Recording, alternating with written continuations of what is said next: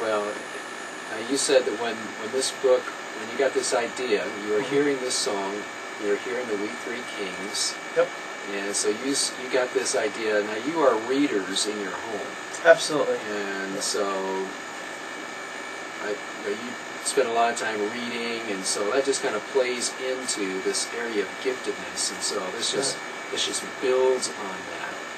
And so you decide you're going to do something as a special Christmas gift. Right. So tell me about the thought that. And I would say even bigger than just being readers in our home. We're a lover of stories, and I mean, you know the power of a story to change people's lives. And Jesus often spoke in parables because people relate to stories, and people can conceptualize large, hefty theological ideas in a simple story.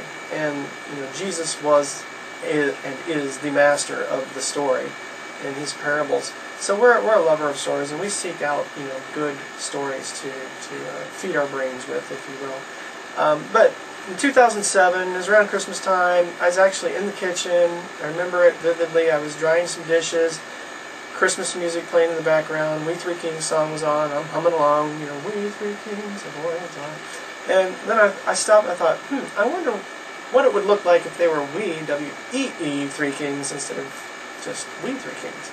So anyway, I had this kind of funny little story that started collecting in my head, and I thought of these little ceramic figurines, the We Three Kings, and anyway, one thing led to another. I said, I'm going to sit down and write a short story, fun short story for my kids to give to them for a Christmas present. So I sat down one evening, early December, about 9 p.m., kids were in bed, and I start typing the story into the computer. Well, by 3 a.m., I had 3 complete chapters written and an entire outline for a full children's chapter book. I was like, oh my, this isn't going to be a fun short story. This is something bigger. So at that point I said, I'm really feeling encouraged and motivated to do this. I'm going to keep it a secret, and by next year, next Christmas, I'll have a full book to present to my family as a Christmas present. Well, as you know, life happens, and by next Christmas, I only had 9 chapters written, approximately 16,000 words on paper. And I was a little discouraged that I didn't get it done, but I was also bursting at the seams to share it with them. So I went ahead and let the cat out of the bag and said, hey guys, I've been writing a book. I'm not done with it. I hope to have it done, but let me read to you what I have so far.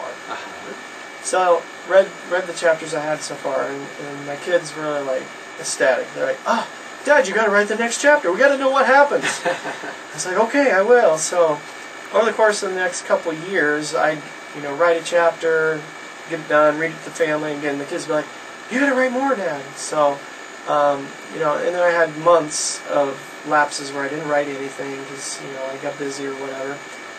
But then came the day, May actually of 2011, wrote the last word of the last chapter on the page. And I actually sat back kind of tongue-in-cheek, talking out loud to God, and I said, it is finished. Thank you, God. So, and then